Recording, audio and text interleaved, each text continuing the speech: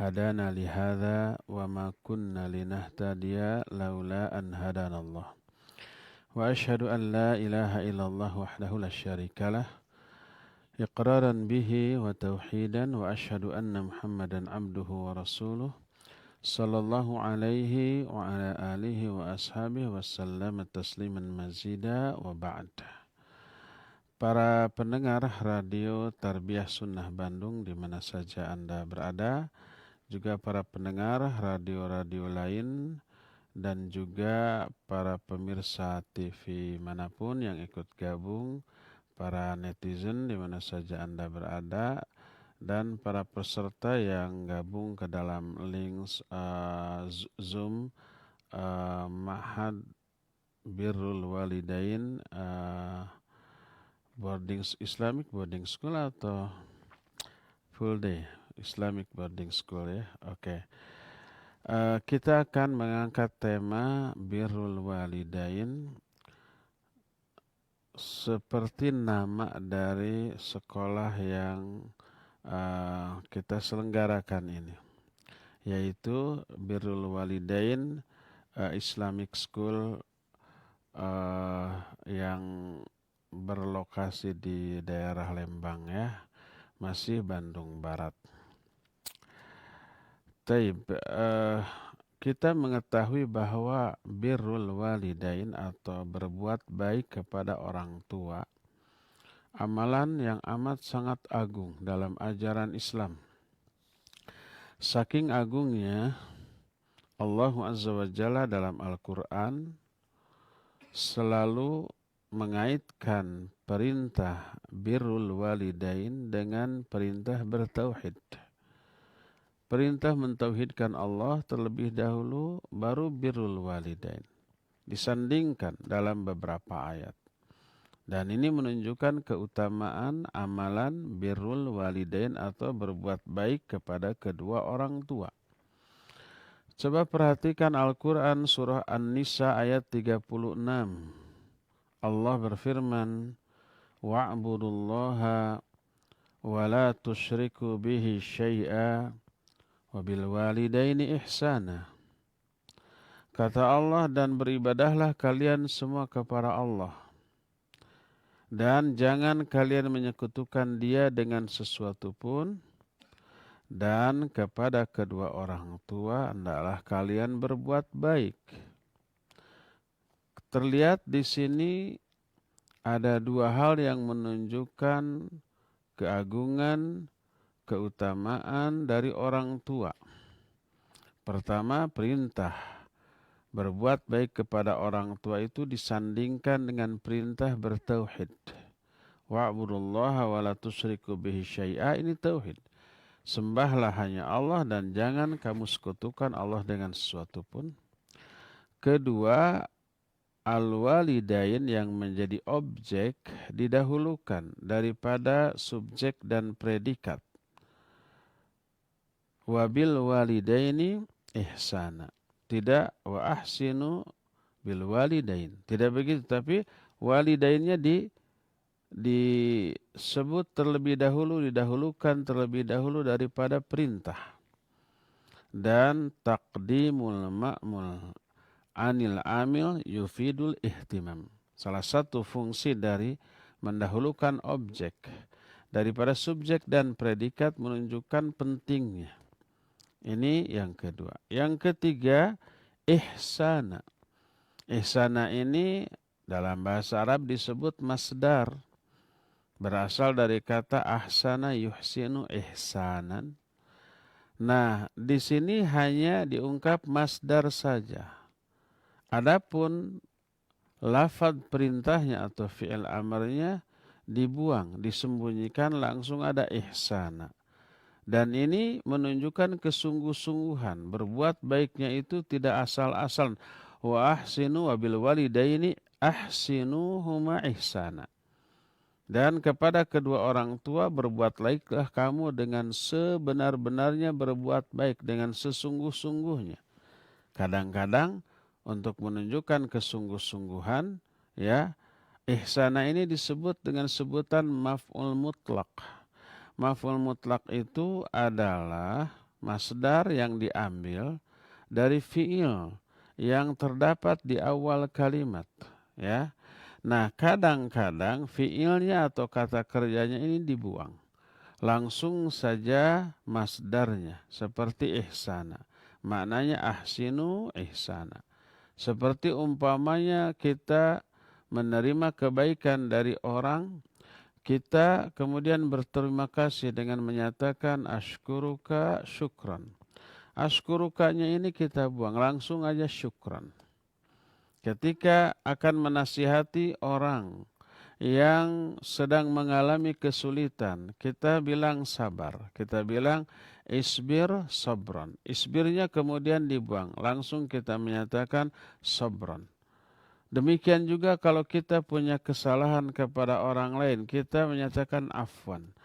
Hanya masdarnya saja, fi'il amrnya dibuang, tapi menunjukkan kesungguh-sungguhan. Ashkuruka syukron, aku benar-benar berterima kasih kepadamu dengan sebenar-benarnya. Ada makna sebenar-benarnya di sana. Begitu juga wabil walidaini ihsana. Dan kepada kedua orang tua hendaklah kalian berbuat baik dengan sebenar-benarnya perbuatan baik. Ini ayat pertama yang menyandingkan perintah bertauhid dengan perintah berbuat baik kepada orang tua. Kedua, ada juga dalam Al-Quran surah Al-An'am 151. Allah berfirman, Qul ta'alau atslu ma harrama rabbukum alaikum alla tusyriku bihi syai'a wa bil walidaini ihsana. Katakan oleh Muhammad, mari aku bacakan kepada kalian apa yang telah diharamkan oleh Allah kepada kalian, yaitu alla tusyriku bihi syai'a. Jangan sekali-kali kalian menyekutukan Allah dengan suatu pun. Jangan berbuat syirik. Jangan menjadi orang musyrik. Wabil walidaini ihsana, dan kepada kedua orang tua hendaklah kalian berbuat baik. Lihat, perintah bertauhid juga dalam ayat ini disandingkan dengan perintah untuk berbuat baik kepada kedua orang tua.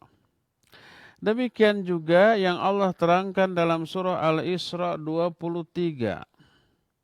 Allah menyatakan, wa qadha rabbuka alla ta'budu illa iyyah wa bil walidaini ihsana.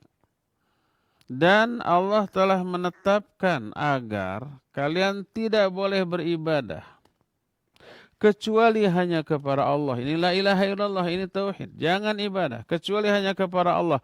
Kemudian kalimat yang berikutnya wabil walidaini ihsana, dan kepada kedua orang tua hendaklah kalian ini berbuat baik. Ini ayat yang ketiga. Nadanya semuanya sama, bertauhid dan birrul walidain. Bahkan dalam surah Luqman diisyaratkan tugas pokok hidup kita di dunia ini cuma dua. Ibadah kepada Allah dan birrul walidain, sudah cukup.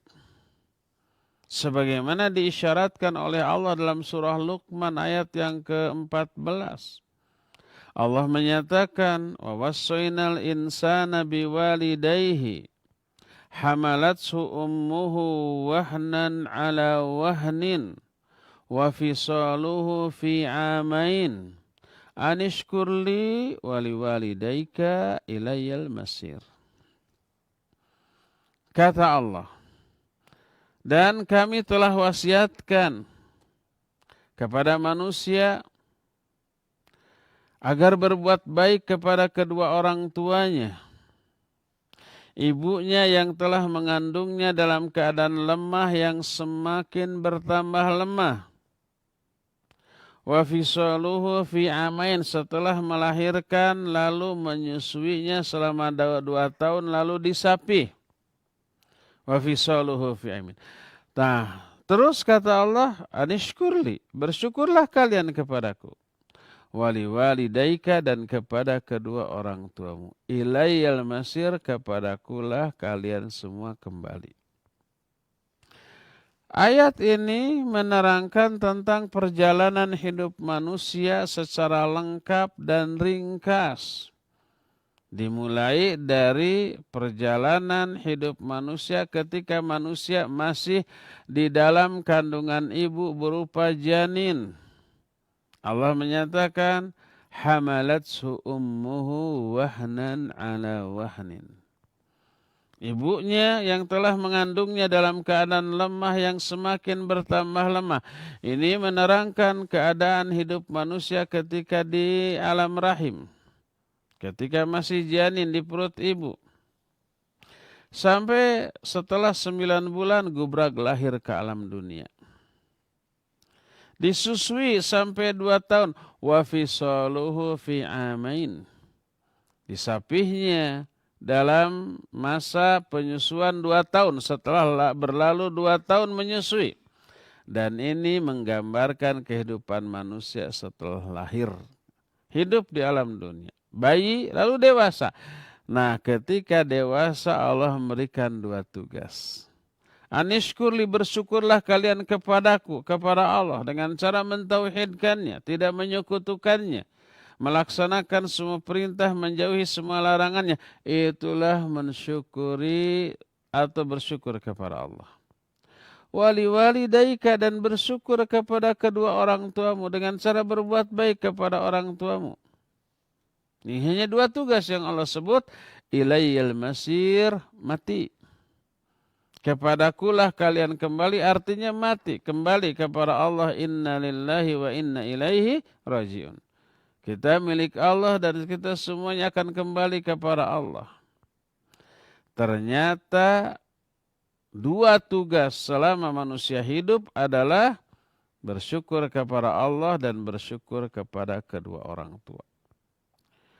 Jadi lihat, ayat selalu menggandengkan, menyandingkan antara perintah berbuat baik kepada orang tua ini dengan tauhid, dengan ibadah dan tidak menyekutukan Allah. Dan ini menunjukkan keutamaan dari berbuat baik kepada orang tua. Makanya tak heran apabila berbuat baik kepada orang tua itu termasuk amalan yang paling dicintai oleh Allah, ranking kedua setelah menunaikan hak Allah. Salah satu hak Allah yang wajib ditunaikan itu adalah sholat secara benar di awal waktu. Itu yang paling dicintai. Yang keduanya baru menunaikan hak orang tua. Sebuah hadis yang diterima dari Abdullah bin Mas'ud radhiyallahu an. Beliau bertanya kepada Nabi alaihi salatu wasallam, ayyul amali ahabbu ilallah? Amal apakah yang paling dicintai oleh Allah? Dijawab oleh Nabi sallallahu alaihi wasallam, as-salatu ala waqtiha. Salat pada waktunya. Maksud pada waktunya itu di awal waktu. Makanya disebutkan dalam riwayat lain as-salatu fi awwali waqtiha. Salat di awal waktunya, ya. Lalu Abdullah bin Mas'ud bertanya lagi, kemudian apalagikah amalan yang paling dicintai oleh Allah? Dijawab tsumma birrul walidain, kemudian birrul walidain. Berbuat baik kepada kedua orang tua. Berkata lagi Abdullah bin Mas'ud, lalu apa lagi kah amalan yang paling dicintai oleh Allah? Dijawab al-jihadu fi sabilillah. Jihad fi sabilillah.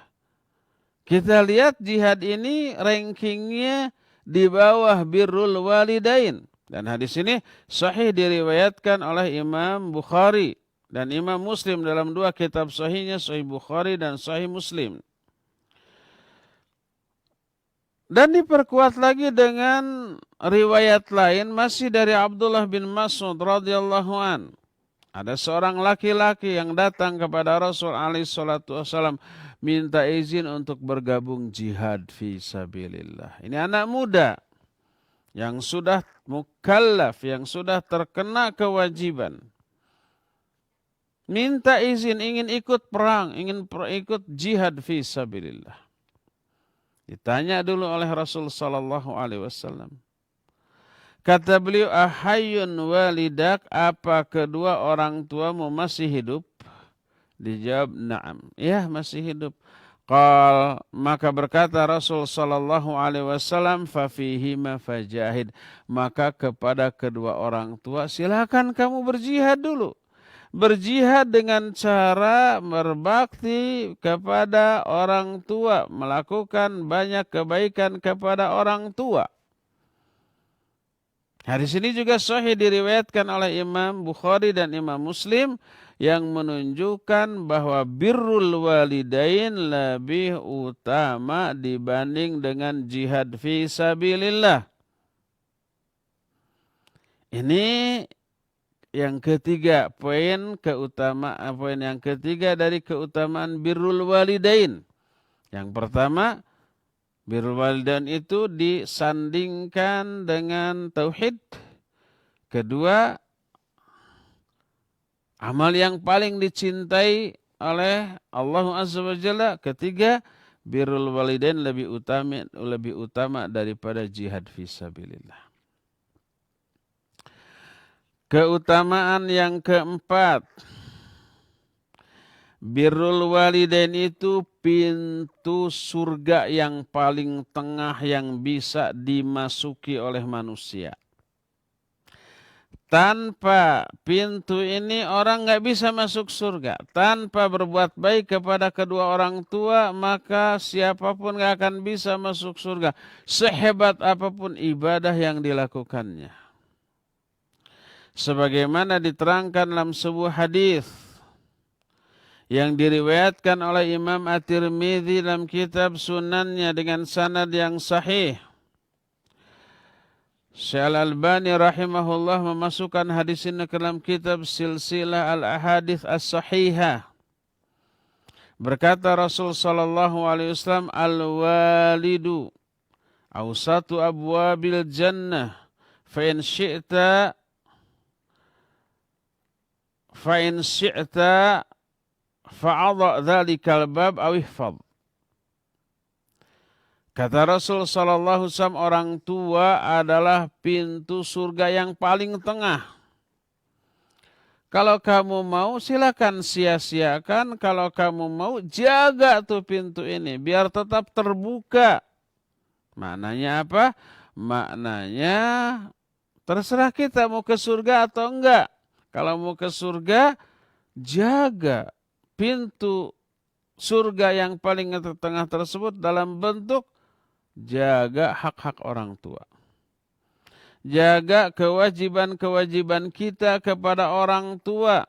Muliakan, prioritaskan, dan seterusnya. Kalau nggak mau, ya udah sia-siakanlah orang tua, tapi pintu surga itu tertutup bagi kamu.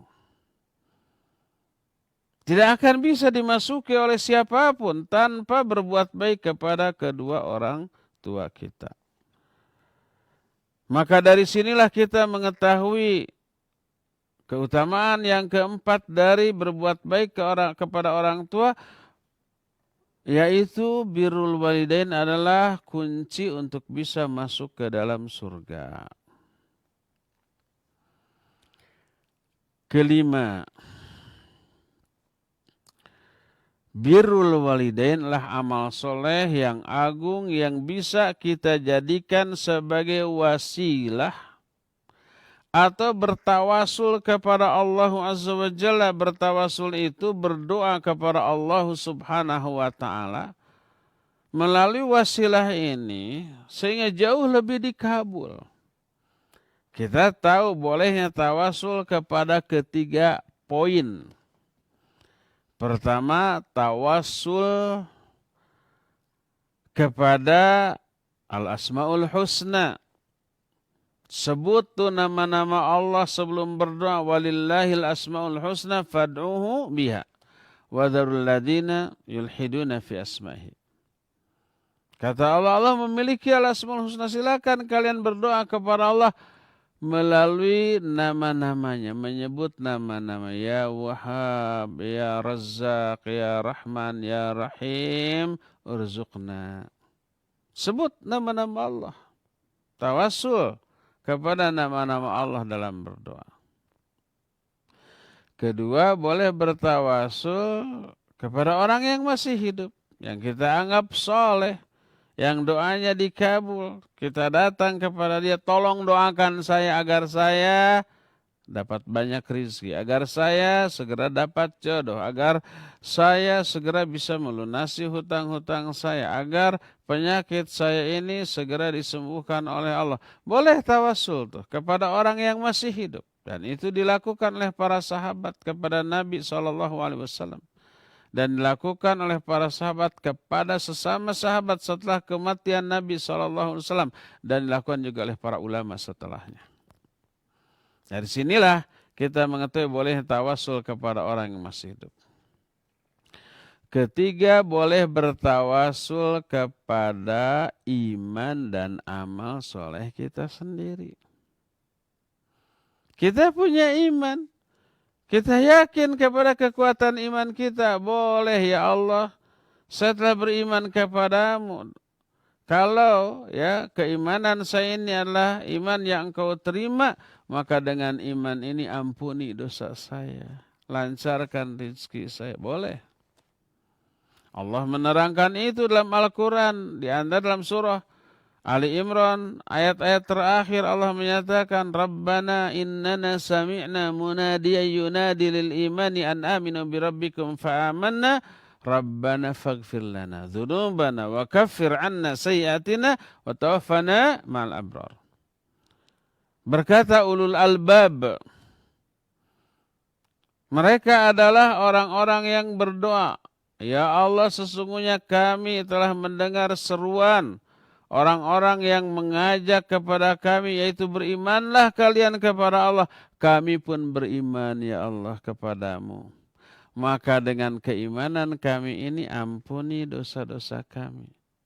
Hapuskan kesalahan-kesalahan kami. Ya. Dan seterusnya. Ini boleh. Atau umpamanya kita tadi malam tahajud. Ya ikhlas, nggak ada orang yang tahu dan kita nggak ingin diketahui oleh orang. Khusyuk rasanya. Sampai tumpah ini air mata. Kita merasa bahwa itu diterima oleh Allah. Lalu berdoa, ya Allah, seandainya tahajud saya yang barusan adalah ibadah yang engkau terima di sisimu, ya Allah. Dengan tahajud tadi berikan saya jodoh. Dengan tahajud saya tadi ampuni dosa saya. Dengan tahajud saya tadi maka lancarkan rezeki saya. Boleh. Salah satu bentuk amal soleh yang agung yang bisa dijadikan alat tawasul kepada Allah yaitu birrul walidain. Berbuat baik kepada orang tua. Sebagaimana diterangkan dalam salah satu hadis yang sahih tentang 3 orang yang masuk ke dalam sebuah gua karena kehujanan, berangkat bareng-bareng gitu ya. Di tengah jalan kehujanan lalu masuk ke dalam sebuah gua. Qadarullah wa masya'afal. Lagi berteduh di dalam gua, tiba-tiba longsor dan pintu gua itu tertutup oleh batu besar. Didorong oleh bertiga, teuget-uget acan. Bergeming pun tidak. Batunya kuat, besar, tenaga 3 orang yang mendorongnya kurang kuat. Nggak bergeser, tetap tertutup. Akhirnya salah seorang Di antara mereka menyatakan, yuk kita berdoa kepada Allah dengan menyebut amal-amal soleh kita masing-masing. Akhirnya mereka berdoa.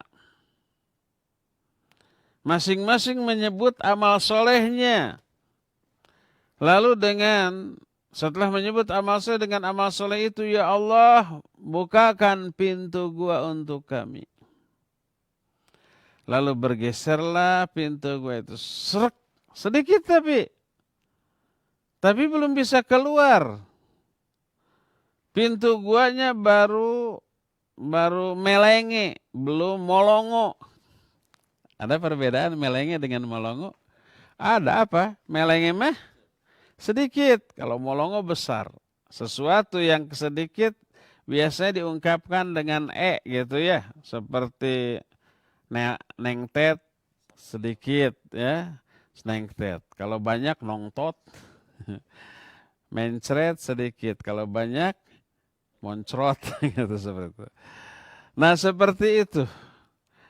Seperti meletet. Meletet itu apa? Membuka mata sedikit. Kalau membuka banyak, matanya gede, molotot. Ini baru melengi. Belum apa? Belum molongo. Sehingga belum bisa keluar.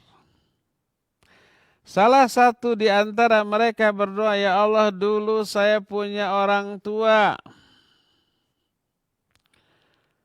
Saya juga sudah punya anak dan istri. Saya punya kambing-kambing yang setiap hari saya perah susunya. Dan tidak pernah saya memberikan susu kambing kepada seorang pun sebelum kepada kedua orang tua saya. Istri saya, anak saya biarkan dulu. Yang penting kedua orang tua. Pagi sore begitu. Suatu saat saya mengembalakan kambingnya kejauhan. Sehingga pulang ke rumah sudah malam. Begitu pulang ke rumah langsung saya perah kambing-kambing itu susunya, lalu saya berikan kepada kedua orang tua saya. Qadarullah kedua orang tuanya sudah tertidur. Saya tidak ingin membangunkan mereka, tapi tidak ingin memberikan susu kepada siapapun sebelum kedua orang tua saya. Saya pegang susu 2 gelas itu, menunggu orang tua bangun, sementara anak saya merengek-rengek minta susu ini tidak saya gubris. Setelah kedua orang tua saya bangun, saya berikan susu itu kepada mereka. Akhirnya mereka puas. Bayangkan, anaknya merengek, menangis, minta susu, enggak dikasih sebelum orang tuanya. Itu birrul walidain. Lalu dia berdoa, ya Allah, seandainya apa yang saya lakukan ini adalah amal soleh yang engkau terima di sisimu, maka dengan amal soleh tersebut berupa birrul walidain ya, bukakan pintu gua tersebut. Akhirnya pintu bergeser. Menunjukkan apa? Doanya dikabul. Menunjukkan bahwa perbuatan tadi itu betul-betul birrul walidain, amal soleh yang Allah terima. Sampai terbuka lebar dan pintu gua itu yang tadinya melenge menjadi apa? Menjadi molongo. Akhirnya bisa keluar semuanya dengan selamat. Ini keutamaan birrul walidain sehingga bisa dijadikan sebagai apa? Sebagai alat untuk bertawassul dalam berdoa kepada Allah Subhanahu wa ta'ala, yang menunjukkan keutamaan dari berbuat baik kepada kedua orang tua tersebut. Berdasarkan hal itulah maka berbuat baik kepada orang tua merupakan amal soleh yang luar biasa agung. Keagungannya diterangkan dalam Al-Quran dan hadis-hadis yang sahih. Birrul walidain adalah amal soleh yang disandingkan dengan tauhid. Amal yang paling dicintai oleh Allah Azza wa Jalla. lebih utama daripada jihad fi sabilillah. Birrul walidain juga adalah pintu menuju ke surga. Dan birrul walidain termasuk amal soleh yang bisa dijadikan alat bertawasul kepada Allah. Dan banyak lagi keutamaan yang lainnya. Oleh karena agungnya berbuat baik kepada kedua orang tua, maka tak heran bila mengabaikan hak orang tua adalah dosa terbesar kedua setelah syirik. Dosanya itu tidak kecil-kecil, dosa besar. Sehingga diterangkan dalam beberapa hadis yang sahih, di antaranya hadis riwayat Bukhari dan Muslim. Dari Anas bin Malik radhiyallahu an, berkata Rasul sallallahu alaihi wasallam, akbarul kabair al-isyraku billah wa qatlun nafs wa uququl walidain wa qawlu zur au qala wa syahadatu zur. Kata Nabi SAW, dosa-dosa terbesar itu adalah pertama, syirik kepada Allah. Kedua, bunuh diri atau membunuh jiwa yang Allah haramkan untuk dibunuh. Ketiga, durhaka kepada kedua orang tua, menyakiti kedua orang tua. Dan berikutnya adalah ucapan palsu atau persaksian palsu. Dalam riwayat lain diterima dari Nafi bin Al-Harith Ats-Tsaqafi, bersabda Rasul sallallahu alaihi wasallam, ala a'unabbi'ukum bi akbaril kabair, mau enggak aku kabarkan kepada kalian tentang dosa-dosa besar? 3 kali Nabi SAW bertanya demikian. Dijawab, bala ya Rasulullah, ya kami mau ya Rasulullah. Lalu beliau menyatakan, al-isyraku billah wa uququl walidain. Kata beliau, pertama adalah syirik, menyekutukan Allah, menjadi orang musyrik. Yang kedua, durhaka atau menyakiti kedua orang tua. Hadis ini pun sahih diriwayatkan oleh Imam Bukhari dan juga oleh Imam Muslim dalam kitab Sahih Bukhari dan Sahih Muslim. Dari sinilah maka kita mengetahui besarnya dosa menyakiti kedua orang tua sampai menempati tempat kedua setelah dosa syirik kepada Allah Azza wa Jalla. Di dalam hadis lain bersabda Rasul sallallahu alaihi wasallam, innallaha harrama alaikum uquqal ummahat wa man'an wahad wa wa'dal banat wa kariha lakum qila wa qal wa kathratus su'al wa idha'atul mal. Kata Rasul sallallahu alaihi wa alihi wasallam, beliau menyatakan, sesungguhnya Allah mengharamkan kepada kalian menyakiti hati ibu-ibu kalian. Wa man'an. Man'an itu apa ya? Pelit. Menolak untuk memberi. Pelit. Cedit. Bakhil. Buntut. Kasiran. Keked. Merengkel. Cap jahe. Meregehese. Wahat. Sebaliknya dia serakah. Minta ini, minta itu ke orang lain. Padahal dirinya punya banyak. Tapi Allah serasa kurang. Minta lagi, minta lagi. Haram. Sungguhnya Allah mengharamkan kepada kalian menyakiti ibu-ibu kalian. Pelit dan serakah. Wa wa'dil banat. Dan membunuh anak-anak perempuan ketika kecil. Wa kariha lakum thalathan, dan Allah membenci 3 perkara bagi kalian. Pertama, qila wa qal. Kata orang Sunda, qila wa qal teh pacenah-cenah. Atau sekarang ini disebut dengan istilah keren menyebarkan berita hoax. Gosip. Menyebarkan berita bohong. qila waqal. Ada berita yang disampaikan kepada kita yang belum tahu kebenarannya, langsung kita share, langsung kita bagi, langsung kita beritakan lagi ke orang lain. Surshare. Oh, akhirnya mendunia. Padahal itu bohong. Dibenci oleh Allah. Wa kathratu su'al. Banyak meminta. Dan yang ketiga, wa idha'atul mal. Dan menyia-nyiakan harta. Di antara perkara-perkara yang Allah haramkan yang disebut pertama kali oleh Rasul sallallahu alaihi wasallam adalah uququl ummahat, menyakiti hati ibu.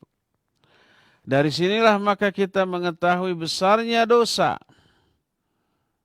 yang harus ditanggung oleh seseorang apabila dia durhaka kepada kedua orang tuanya, terutama kepada ibunya.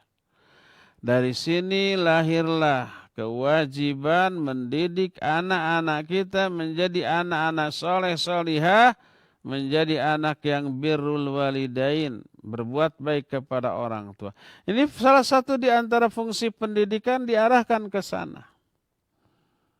Termasuk ini pondok pesantren atau Islamic boarding school ini namanya birrul walidain, tapi tidak menekankan aspek ini, nanti ke anak-anaknya gagal. Ganti aja namanya, bukan birrul walidain tapi yang lain lah, sesuai dengan apa prioritas pendidikan yang diterapkan di sana. Kalau namanya birrul walidain, mencetak anak-anak untuk soleh solihah, berbakti kepada kedua orang tua setelah mentauhidkan Allah Azza wa Jalla. Ya, ini sekedar muqaddimah tentang materi birrul walidain. Cukup sampai di sini saja dulu, dan kita masih punya sisa waktu untuk bertanya jawab. Wassallallahu ala nabiyina Muhammadin wa ala alihi wasallam. Mangga. Baik, syukran Ustaz atas pemaparan materi yang disampaikan, dan ikhwati iman azani Allah wa iyyakum, para pendengar dan pemirsa juga para peserta yang menyimak kajian di pagi hari ini di aplikasi Zoom Birrul Walidain Islamic School dimanapun antum berada. Silahkan yang akan bertanya kepada Ustaz bisa melalui line telepon langsung di nomor 02286862637. Sekali lagi di nomor 02286862637, atau bisa melalui pesan singkat di nomor 0811227146, atau bisa melalui aplikasi Zoom di Birrul Walidain Islamic School. Kami persilakan kepada operator di aplikasi Zoom apabila ada pertanyaan yang akan disampaikan, silakan.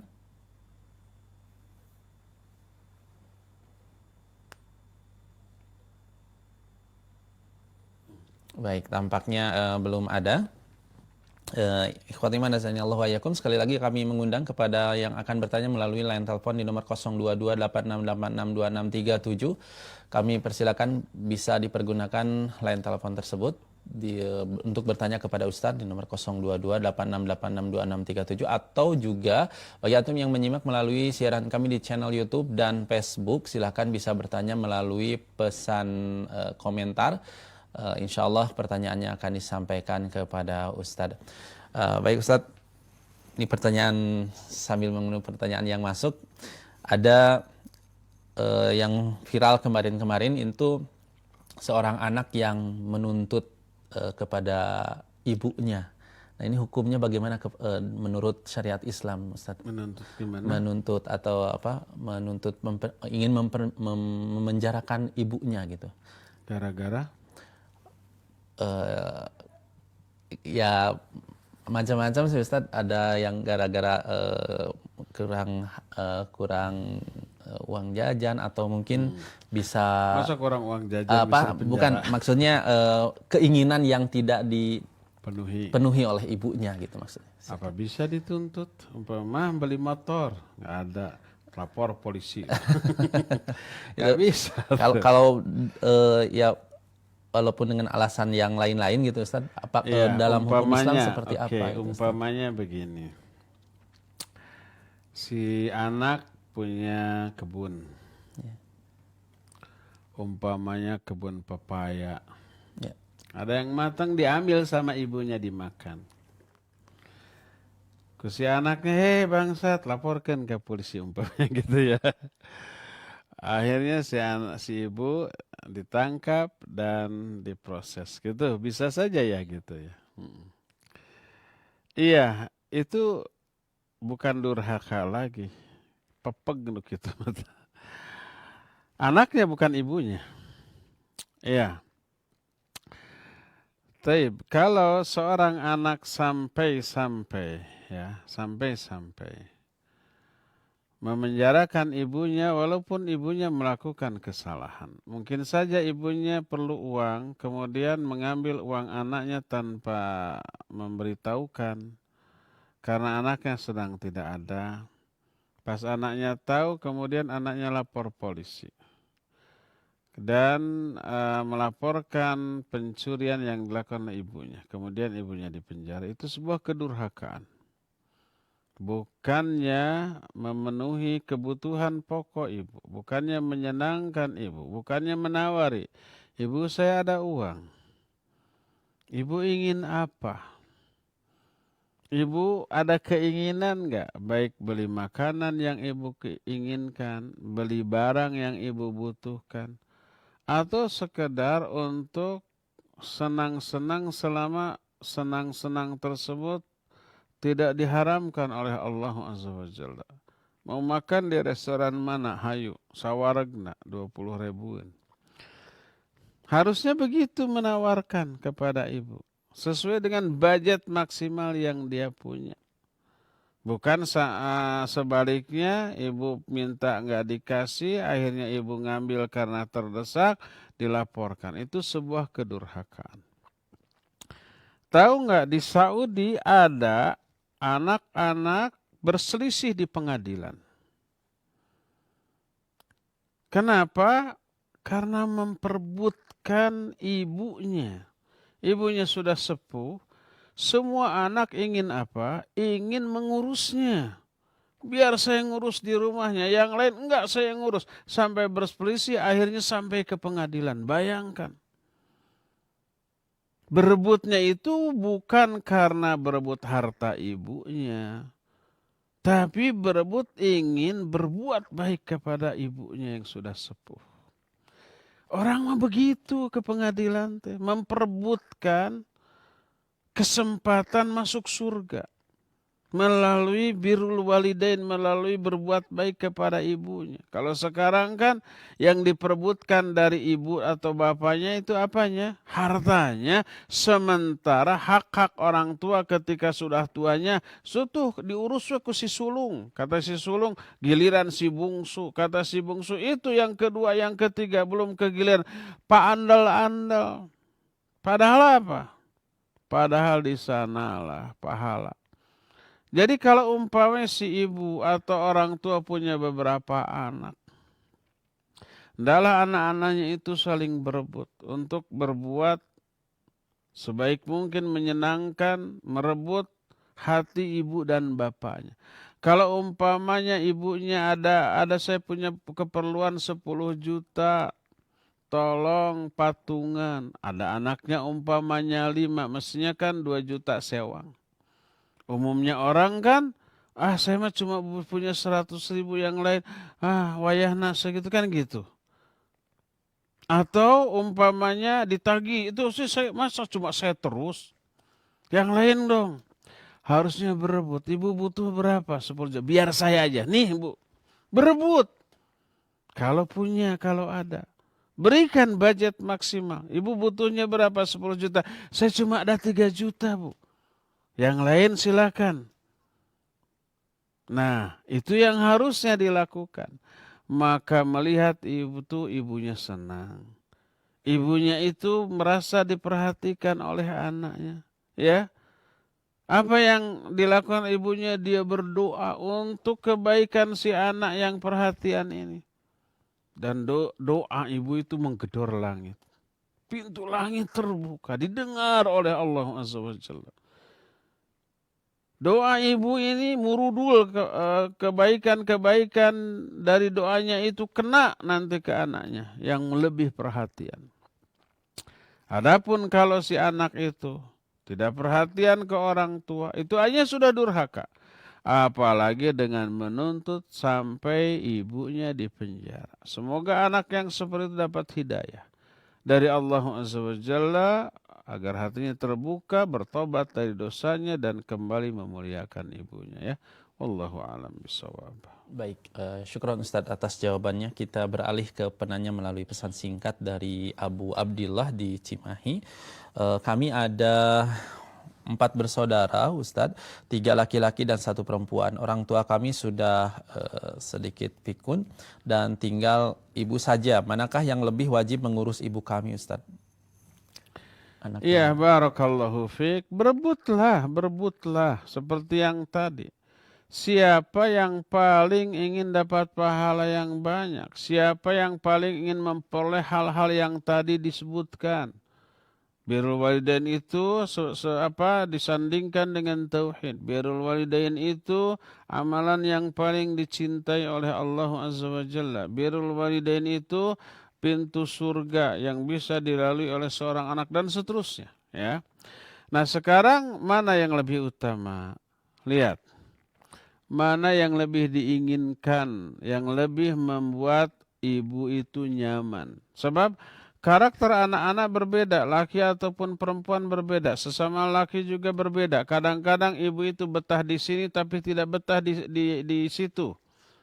Ingin di situ tapi tidak ingin di yang lainnya. Ada yang seperti itu. Baik karena karakternya atau karena menantunya. Ada yang menantunya baik, perhatian, ada yang judes, ada yang jutek, ada yang nggak suka kepada mertuanya. Lihat juga umpamanya kondisi rumahnya membuat nyaman atau tidak.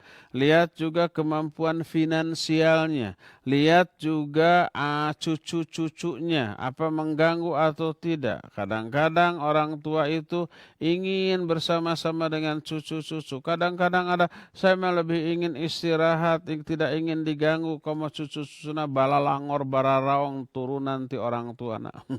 Merenannya ada. Ada yang seperti itu. Maka pilih. Tanya ibu. Ibu ingin tinggal bersama siapa? Kalau kata ibunya, siapa aja sama ibunya. Udah, silakan berebut. Tapi kalau kata ibu saya ingin di rumah si Anu, nggak mau di yang lain, maka si Anu sudah. Kalau di yang lain tidak membuat nyaman, ya nanti menderita ibunya. Ingin di si Anu. Mungkin si Anu itu menantunya baik, perhatian. Anaknya juga baik, perhatian. Cucu-cucunya juga lebih banyak menghibur daripada ngaririweuh umpamanya. Akhirnya si ibunya lebih memilih itu, ya. Demikian, wallahu a'lam bishawab. Terakhir. Baik. Syukran Ustadz atas jawabannya. Ada penelpon yang masuk, ya silahkan. Halo. Halo, sudah masuk, ya silakan, Bapak atau Ibu. Assalamualaikum. Waalaikumsalam warahmatullahi wabarakatuh. Silakan. Ya, Ustadz, di Batu Jajar bertanya, apakah boleh kita ngobrol sama bayi yang di dalam janin umur di atas 4 bulan gitu, Ustadz? Apakah ini perbuatan yang sah-sah saja dalam Islam atau tidak bolehkan? Itu Ustaz, jazakumullahu khairan. Barakallahu fiikum. Waalaikumsalam. Didin di Batu Jajar. Di Batu Jajar. Orang dalam.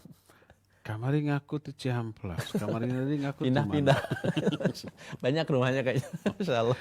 Banyak istrinya. Banyak istrinya. Didin di Batu Jajar. Barakallahu fiik.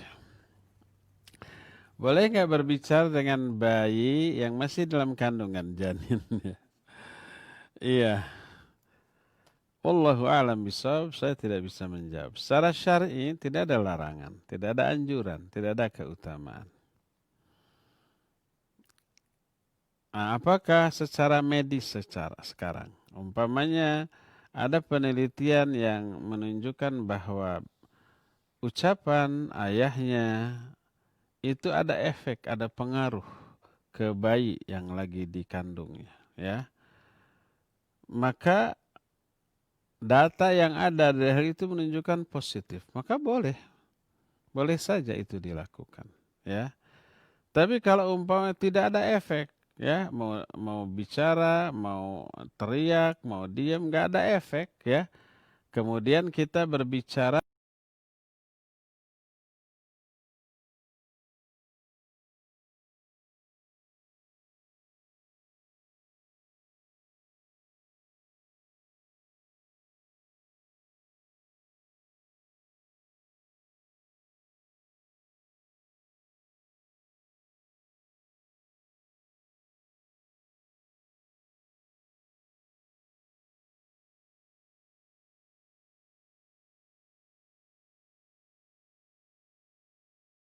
Apa sudah tahu anak dia, gitu ya.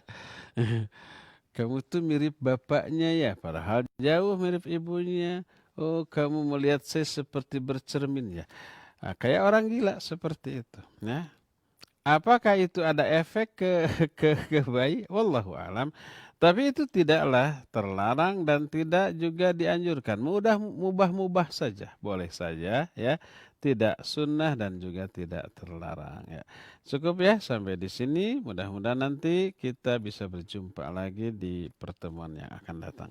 Subhanakallahumma bihamdik asyhadu an la ilaha illa anta astaghfiruka wa atubu ilaik walhamdulillah rabbil alamin. Wassalamualaikum warahmatullahi wabarakatuh. Waalaikumsalam warahmatullahi wabarakatuh. Syukran jazakallahu khairan wa barakallahu fiik kepada Ustaz Abu Haidar As-Sundawi hafizahullahu taala, juga kepada para peserta aplikasi Zoom di Birrul Walidain Islamic School.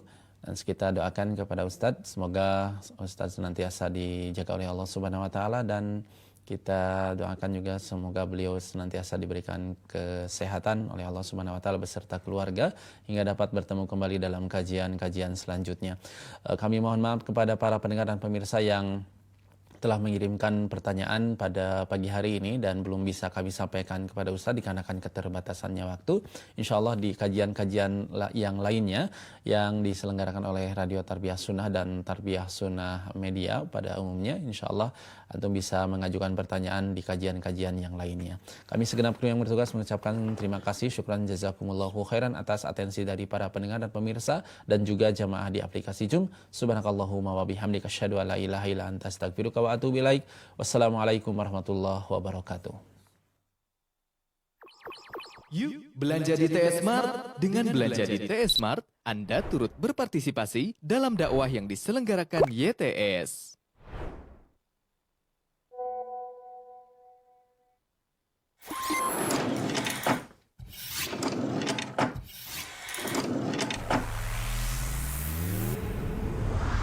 Tarbiyah Sunnah Channel. Lillah, nyunnah, merenah.